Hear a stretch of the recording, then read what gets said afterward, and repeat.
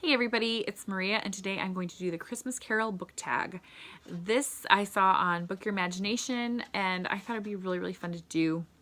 I'm only choosing books that I read this year to kind of make it a little bit more challenging, and it gives me a chance to talk about some books that maybe I haven't gone on and on about, but that were really phenomenal, fun reads for the year. The first one is You're a Mean One, Mr. Grinch. Which book has a villain that you really couldn't help but love? And for this one, I'm going to pick Florence Gordon by Brian Morton. Florence is a crotchety old woman, kind of remind me a little bit of a Man Called Uva. And she's a feminist icon writer who is now in her, final stages of life as she gets older, and she has to figure out how to connect, how to leave a legacy to those people who matter to her. You get to see the same kind of incidents go down from different people's perspectives, and I just really loved this book. Even though I think I would have been terrified to be with her, I really wanted it to go well for her. Number 2, All I Want for Christmas Is You. What book do you really want to see under the tree? There's several poetry books that I would really like to see under the tree. I've been reading poetry right before bed as kind of like a moisturizer for my soul. So that would be nice. Some of the books by Steinbeck, there's Life and Letters that he has a compilation of his letters. That would be nice. Or the Grapes of Wrath journal that he worked on. Anyway, there are lots of books that I'd like to see under the tree. The top one I want to see under the tree is the one my 7-year-old's been working on books all December and saying that he wants to put them under the tree. So I would love for him to write me a book and put that under the tree and make my day. You hear that, honey? If my husband's watching. Number 3, Rudolph the Red-Nosed Reindeer, a character who overcomes obstacles and believes in themselves at the end. And for this, I'm going to pick The Perfect Comeback of Caroline Jacobs by Matthew Dix.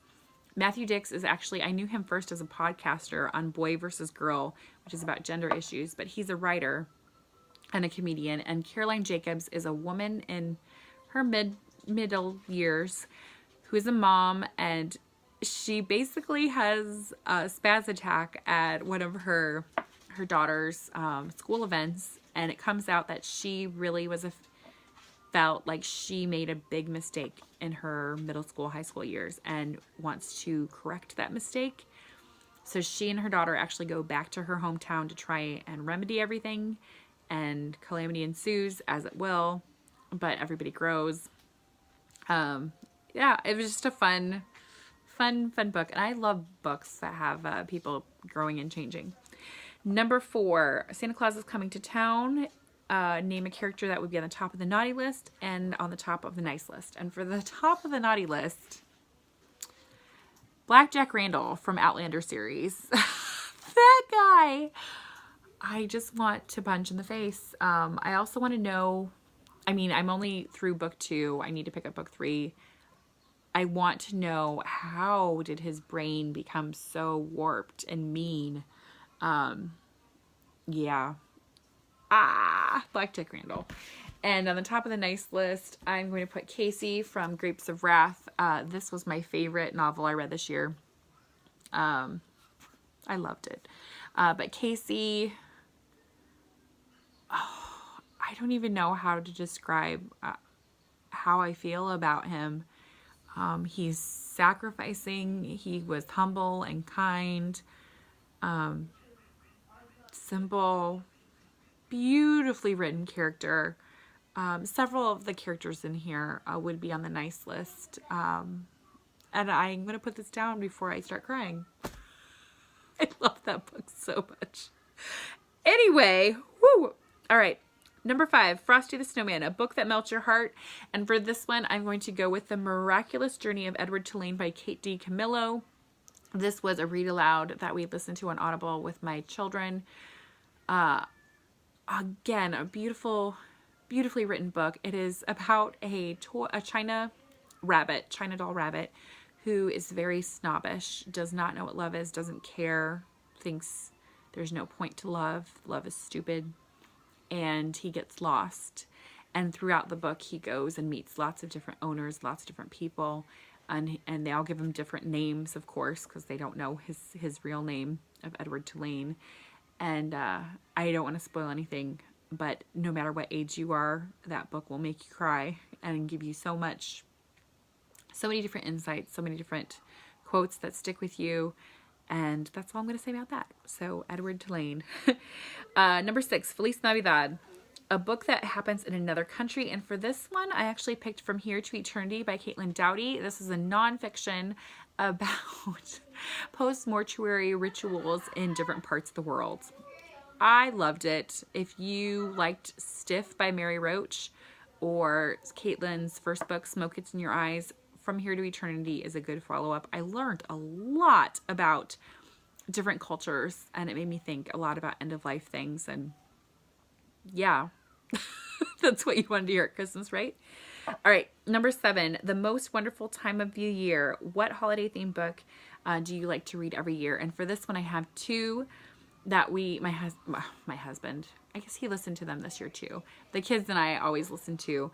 And the first one is The Very Best Christmas Pageant by Barbara Robinson. It is about the horrible, horrible children that nobody wants around, and they end up joining the Christmas pageant at this church. It's an older book. It's very quick. But because of it, people actually kind of find some meaning in Christmas about caring for one another and maybe not having things be perfect all the time and have them be meaningful instead. The other one is A Christmas Carol by Charles Dickens, and I always listen to, I think I found it a couple years ago, the New York Public Library on their podcast has Neil Gaiman performing A Christmas Carol, reading it aloud, using a copy with Charles Dickens' actual stage notes from when he would perform it. So those 2 books we always listen to, along with several other picture books. Number 8, Sleigh Ride. What fictional character would you like to spend the holidays with? And I'm going to say Addie from The Boston Girl. The Boston Girl is a book that covers, and where I did not write the author's name. It's Anita something. I know that. Viamont. That's right. Addie it covers her young adult all the way up to maybe her late 20s life experience. She's telling the story to her granddaughter. The audio version is phenomenal. Not only did I come away from it feeling more empowered as a woman, but I felt a sense of such community of things that all the women face. The Me Too movement would really go well with this book, because it talks a lot about things that I think most women would relate to in their own experiences. And